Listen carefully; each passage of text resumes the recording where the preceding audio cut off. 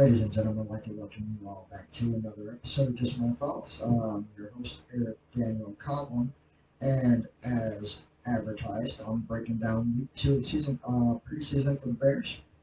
Now, generally, you guys would all think that I would break down preseason as a whole and talk about the entire NFL, but I'm not really going to do that. I tell you guys all the time, I'm a Chicago Bears guy, so that's all about the Bears for me.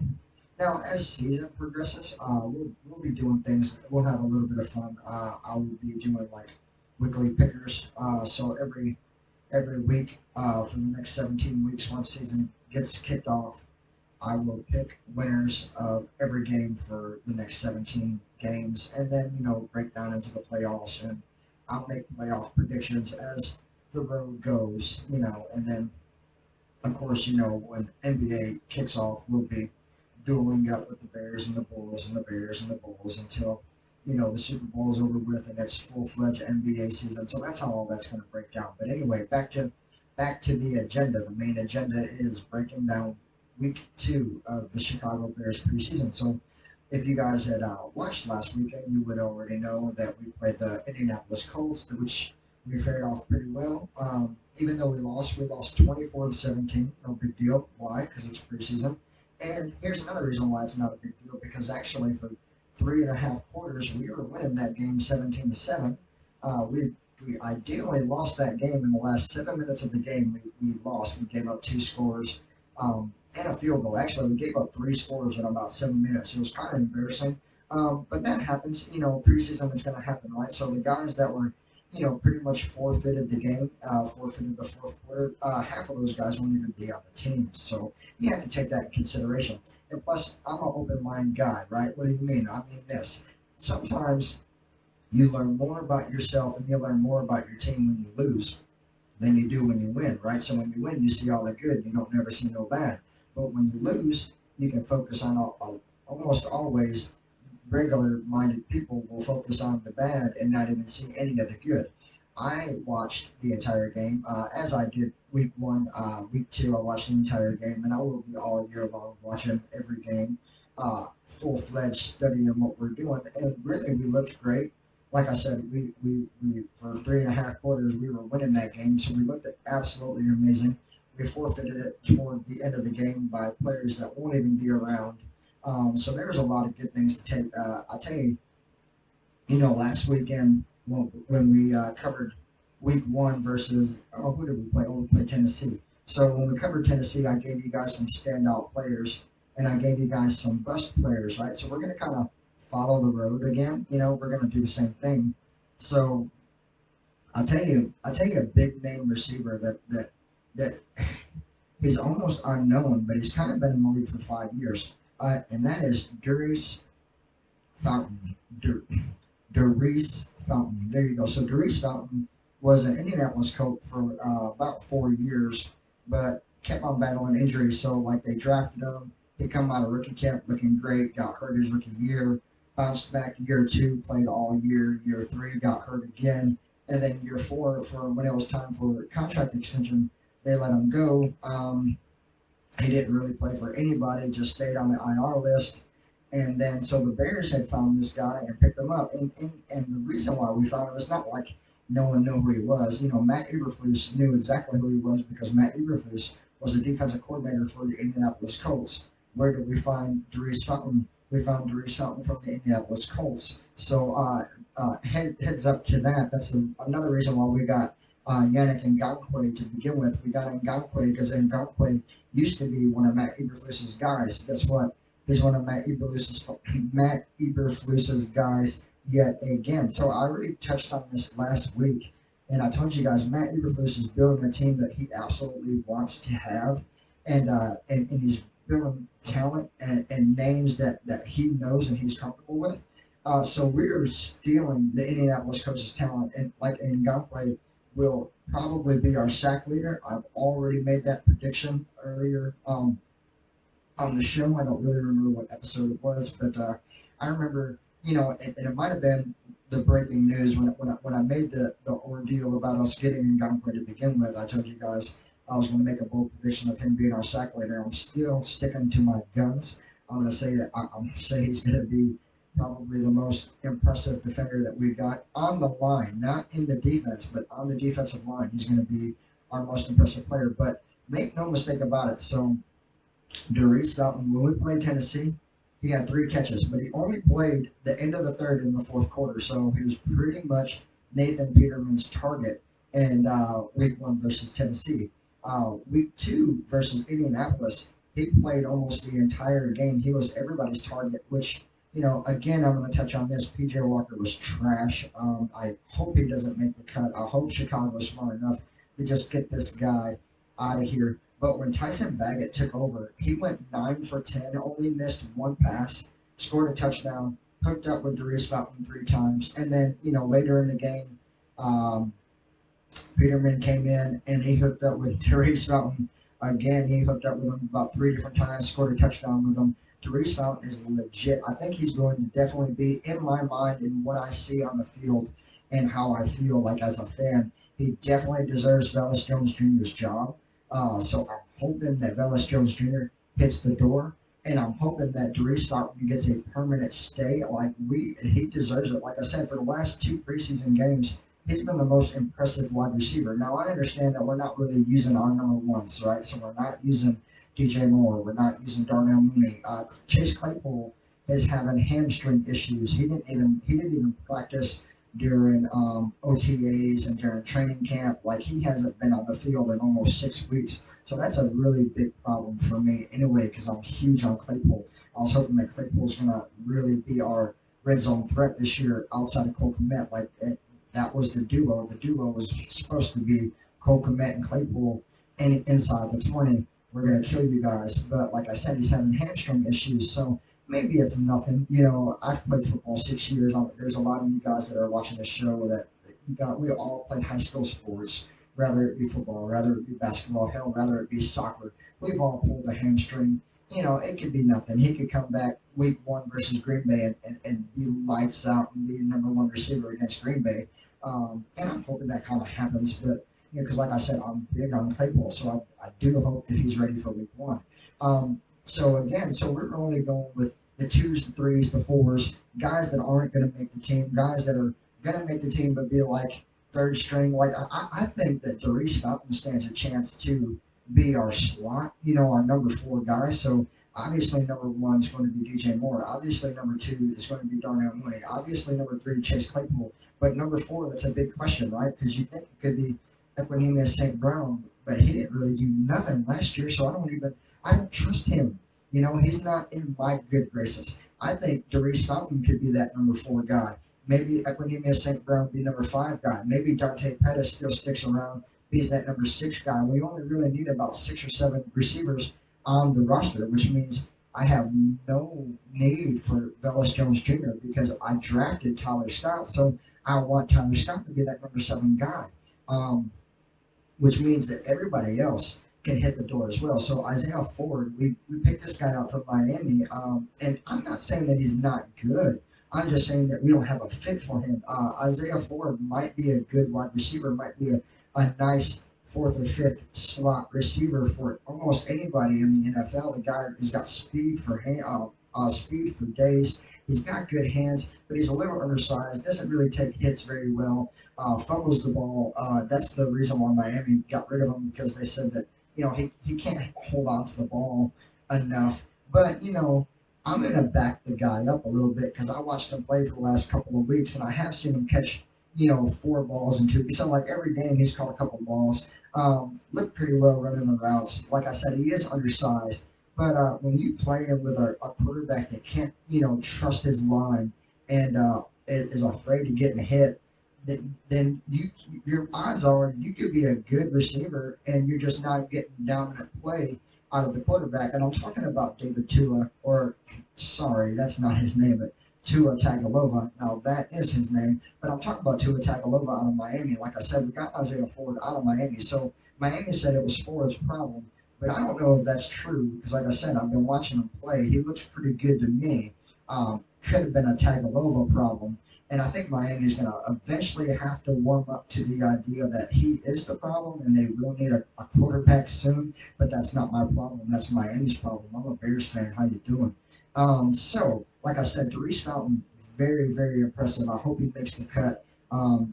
In my mind, he already has Vallis Jones Jr.'s job, hands down, no questions asked. I wouldn't even sweat on it. I'd be happy that it's getting done.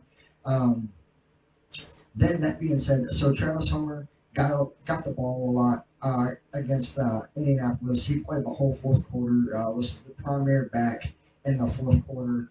And I told you guys that I wanted to see him get the ball a lot more, so that kind of happened. He did get the ball a lot more, and it was almost the same exact play, so I'm okay with that. But here's another guy that stood out to me that I didn't even know was on the team. Burns. He's number 45, backup fullback for us, backup for Kyrie Blasingame, and I tell you, he did really, really well. And I said this last episode, the Bears have found a lot of unknown players that are really like eye opening. Like, how is the league not talking about these guys? So 45 is one of those guys for me. Did a really great job, even on special teams. So not only did he rush the ball, and you can quote me, you can look up the stats if you want. I think he rushed like 6 or 7 times for 35 yards, which is pretty league average. But it was all out of the fourth quarter, so that was pretty impressive. But he played special teams all night. I think he had three special teams tackles on top of having 35 rushing yards. So he's a multi-purpose kind of guy. And again, hoping makes the cut.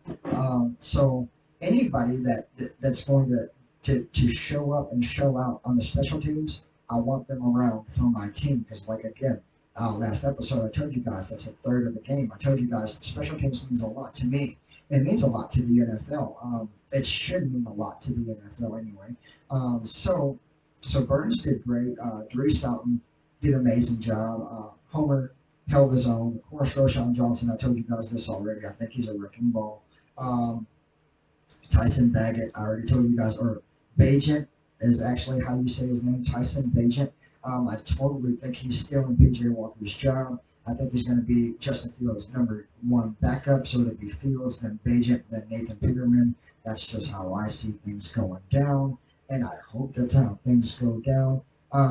Again, none of the starters really played, and you can expect that against the Bills. So we have the Bills this weekend. We're going to be playing Buffalo, and I would make the assumption that the starters won't play at all because season is really full fledged now. Like we're weeks away. We're like 2 weeks away from the first real game, and we got Green Bay on the docket for the season opener. So you know that we have absolutely, we gotta have everybody, nobody getting hurt. So the fact we have to protect our team and protect our investment, and we have to kill the Packers. So in order to do that, you got to keep all your starters off. You know what I mean? It does not matter if we go to Buffalo and they blow us out on the water 27-0.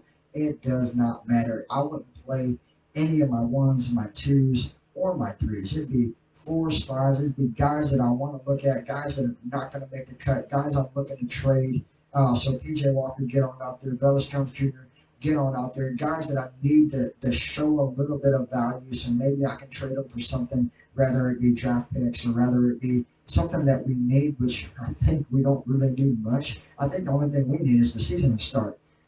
Maybe that's just me being a Bears fan, but that's just what I'm seeing on paper, and that's what I'm seeing through the preseason.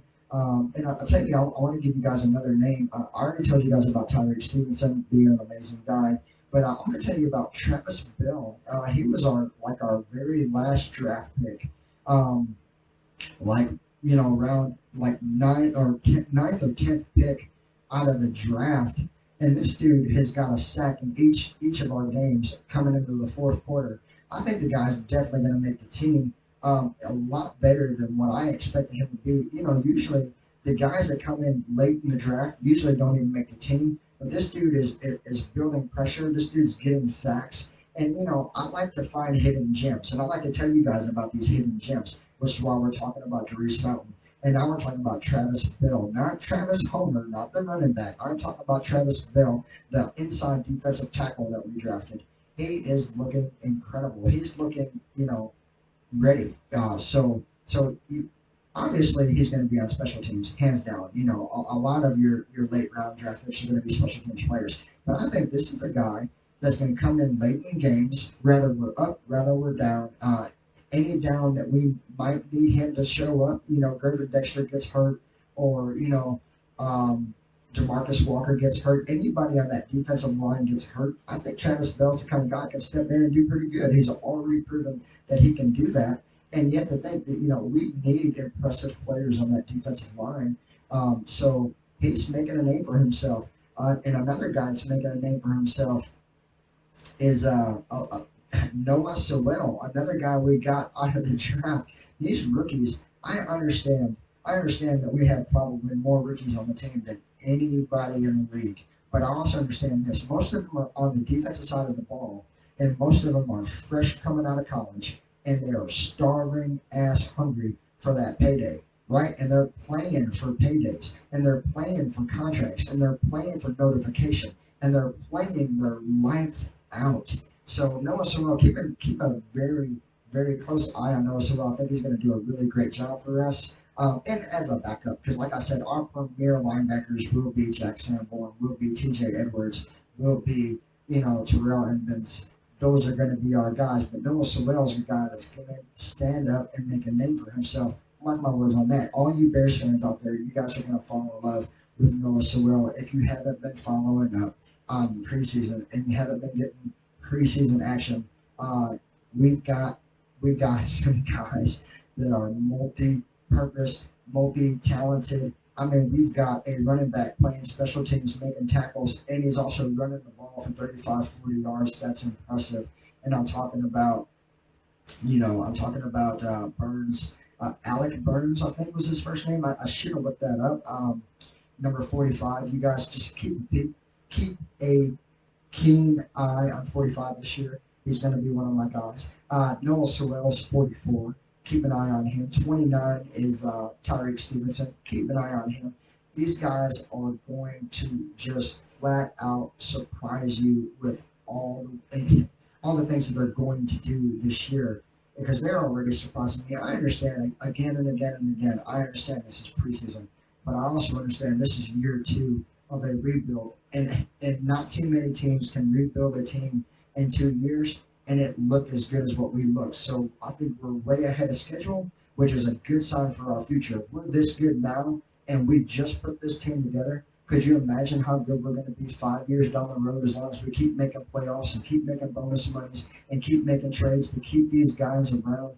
We are going to own this division for a decade, if not longer. Like I said this before in the past, and I'll say it again, Green Bay owned this division for almost 30 years.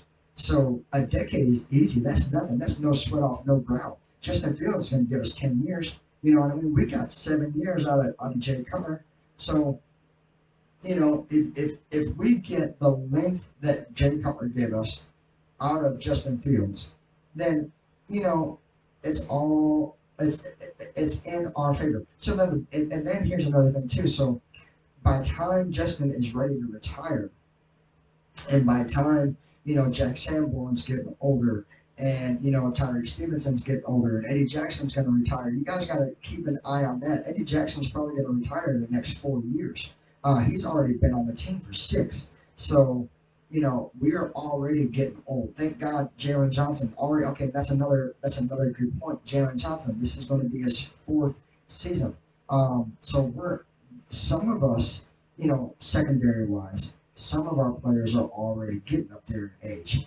Terrell Edmonds, this is going to be his 6th year in the league. T.J. Edwards is going to be his 4th year in the league. So they're young, but they're also, 6 years down the road, we're going to have to lose these guys. So we have to win now. Even though we just put this team together, this is a team that we put together to win right now, win next year, win the year after that, and the year after that, before we start to slow down. We got about a good 4 years of hitting people in the mouth before we really have to start figuring things out, which is a good thing, because, there's teams that rebuild and they have to dump everything that they've done and rebuild again, and then dump everything they've done and then rebuild again. There's some people that never get out of the rebuild stage. Well, what are you talking about, Eric? I'm talking about this. Teams like Miami Dolphins, they've been rebuilding for a decade. Teams like Cleveland Browns have only been good for about the last 3 years. They've been a football team for about 35 to 40 years. They're just now getting good. Think about that for a second. How about this? How about the Detroit Lions? They've been a football team for 35, 40 years. They're just now getting respect. So at least we're not in that category. At least we've already won the Super Bowl in '85. At least we went to the Super Bowl in 2005. At least we've had Pro Bowl quarterbacks like Jay Cutler and like Mitchell Trubisky. Oh, Mitchell Trubisky. You can say what you want about Mitchell Trubisky, but Mitchell Trubisky was a Pro Bowl quarterback. And here's a little fun fact for all you guys that may not know. Mitchell Trubisky has never thrown a pick six in his career. And there's only been three quarterbacks in the entire NFL history to ever do that. He's on that list. So that's how scary good he is. There's a million haters on Mitch. I'm not one. I absolutely love the guy, and I wish the guy nothing but luck. And I give him nothing but love. Mitch is my dude. So there's that. And I tell you another thing as well, as far as rebuilding. So Pittsburgh Steelers, since we're talking about Mitchell Trubisky, that's another team. They are looking just like we are. So they've been rebuilding. This is going to be year three of their process, and they're undefeated in preseason. And not only are they undefeated in preseason, they are whipping the hell out of their opponents. They're averaging somewhere around 31 points per game. The first game they scored, it was, I think they scored 37 points week one, and then they turned around and they scored 27 last weekend. But if you average it out, they're averaging 31 points a game. Pittsburgh is going to be a team that people don't need to sleep on for sure. I think the worst team in that division this year, favors. Ideally, you'd want to say the Browns are going to be the worst, but I think secretly, I think that the Baltimore Ravens might be the worst team in that division this year. Just keep an eye on that. That's going to be like the division I watch outside of my division. So my division, NFC North, and then I'm going to be watching the AFC North as well. And here's a full disclosure. I've been doing that my entire life. What? Yes, because I've always liked Cincinnati ever since the age of 13, 14, 15 years old. I've liked Cincinnati, and this is the reason why. Ocho Cinco, Chad Johnson. I absolutely love Chad Johnson, but here's the thing. I also loved his tag team partner, TJ Houshmandzadeh. I always thought every time he did good, I'd be like, who's your mama? I always thought that was funny. And I always respected their running backs. They've always, like, in my day as a teenager in high school, they had three really good running backs. So most of the time, you get lucky if you have one good running back. Cincinnati used to have three of them that would just hit you in the mouth, like beat you down. They were a hard team to beat for almost my entire teenage years. From the time I was 15 to the time I was probably even right now. Think about right now. They are exactly the same that they were 10 years ago. Now they got Jamar Chase. Now they got T. Higgins. Now they got Joe Burrow. Cincinnati is super respectful. So that's my AFC division. I don't know how many fans out there actually do that. I don't know how many people have an AFC team and an NFC team. My NFC team is always going to be the Chicago Bears, but my AFC team is always going to be the Cincinnati Bengals. I will always root for the Bengal Tigers. I don't know why. I think, Chad Johnson and I think Carson Palmer, that might be the only reason why I will always be a Bengal. But again, I love what they're doing now. Last year they had four guys wide open on every down. They undoubtedly have the best offensive line in football, flat out. Period. No mistake about it. Tyler Boyd open, T. Higgins open, Jamar Chase open, T.J. Hurst open. It didn't matter if Joe had 3 seconds to snap the ball, drop back. He could pick whoever the fuck he wanted and get them the damn ball. And odds are he's going to have that kind of year again this year. So for all you fantasy football guys out there, any Cincinnati Bengal receiver is a good wide receiver. Just keep that in mind. And the reason is because they have one of the best and the most talented quarterback in the NFL. I like Joe Burrow so much that I wish Joe Burrow was in Chicago. And I love Justin Fields. Like, you have to understand that. Like, I'm excited about Justin Fields, but I think I'd still take Joe Burrow.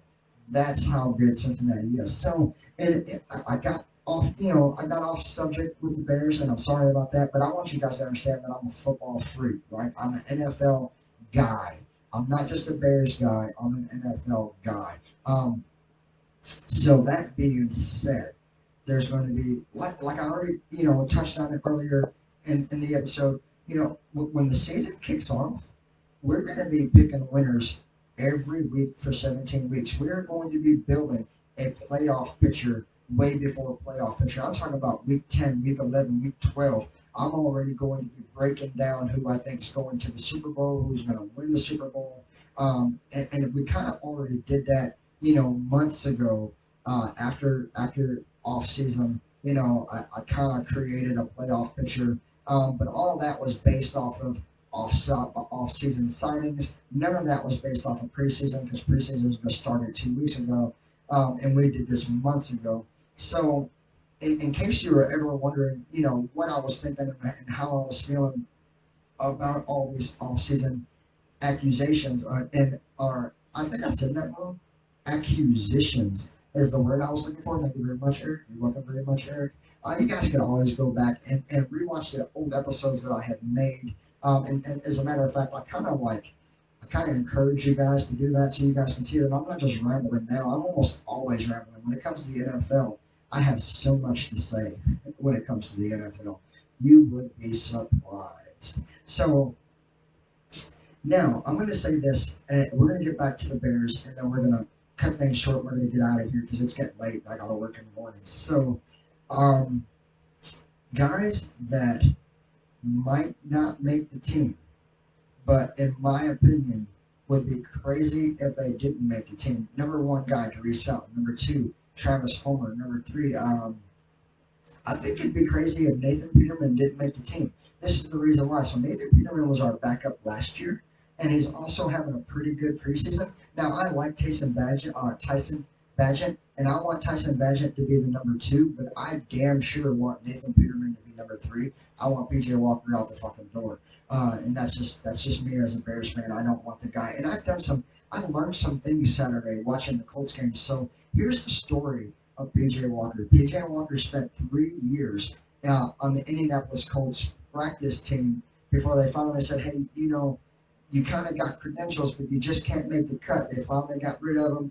He got into depression. The XFL reached out to him, gave him a job. He was an XFL standout, did really good. Carolina's like, okay, hey, look, maybe we should give PJ Walker a job because he's doing really well in the XFL. So, Carolina gave him a job toward the end of the year because if you can remember, Carolina had three quarterbacks last year. One of them being Baker Mayfield, one of them being PJ Walker, and one of them being I don't even remember who they finished the season with. Either which way, it led them to drafting a rookie quarterback. And then for whatever reason, we decided, hey, you know what? Let's just get PJ Walker from Carolina. I don't know what the thought process was, but here's the good news. The good news is he was a dog cheap player. We only give him 1 year, $2 million. That's less than league minimum. I don't know how we did that. I swear, the league minimum is supposed to be $3 million a year, just like in the NBA. So if you guys don't know that, the league minimum is supposed to be a 3 year or 1 year, $3 million deal for the NBA and the NFL. Somehow, some amazing way, Ryan Poles kept $1 million in the bank and signed him for a 1 year, $2 million. I don't know how it was possible. So if we let this guy go, we're not really losing any money because I said we're a guaranteed playoff team this year.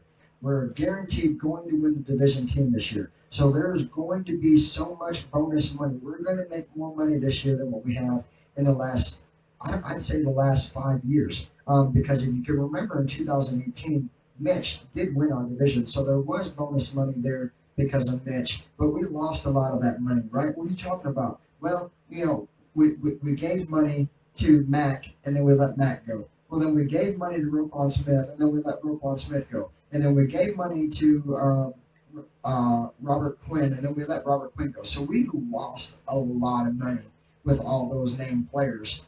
So Ryan Poles has had his hands filled with trying to find guys that will come play for us and not get rich and greedy, and done a fabulous job. But that being said, these guys eventually are going to want to get paid. And so, they're going to have to put up or shut up, right? So we're going to have to make that money back. But we have a team that's going to do that. And the glorious thing is that not only do we have a team that's going to make money, almost half of our team, not half, okay, a third of our team are either rookies or 1 year players. So they're rookies or they were rookies last year. And that's a third of our makeup. So that is how you save money, ladies and gentlemen. That is how you build a successful program, ladies and gentlemen. For anyone that wants to know, how are the Bears doing this? I'll tell you how. We got dog shit lucky whenever we signed Ryan Poles to be our GM. That's how. And then another thing too is like finding Matt Eberflus, who is a guy who already like loves the culture of being in the North, right? So he coached in Missouri, and then he coached in the NFL in Indianapolis, and now he's in Chicago. So like his style of play is Chicago's style of play, and the way he's coached his entire career is the exact same way that Lovie Smith coached, us for 13 years. So, and I already said this, like it's not, don't think that he's a Lovie Smith copycat. Like he's just buys into the same program that Lovie Smith bought into. Like they're the same exact mindset, same exact coach, same exact programs, right? That happens. It's not like Lovie Smith created the Tampa 2 defense. That's been around for 30 fucking years. And luckily, now that's what we're back to. Now we're back to the Tampa 2. We're back to the 4-3. We're back to the two safeties playing deep, linebackers hitting hard, and a four-man rush that's going to get to the quarterback. Like, so that's how I, being a Bears fan and loving football, if I were a coach, that's the defense I would run. Regardless, I'd be running a 4-3 all fucking day long. Now it's like, for the last 10 years, the last decade in the league, you see all these guys running all these nickel programs, and that's just not my jam, man. I'm not for that 3-4 bullshit. And I'm also not for a two-man down lineman. I'm not for that nickel shit. I'm not for that 3-4 shit. I'm all about that 4-3. And we ran it successfully for almost 20 years before we ever got out of it. Now we're back into it. Odds are we're going to be very successful for a very long time underneath Matt Eberflus, underneath Ryan Poles, and underneath the team that these guys have built together for a long time coming. Now, ladies and gentlemen, if you enjoyed the show, you like what you heard, you enjoyed what you see, always feel free to like and subscribe to the channel. And if you're feeling generous, always feel free to cash at me, Erick Daniel Coughlin, #Coughlin Pride. Have a good night.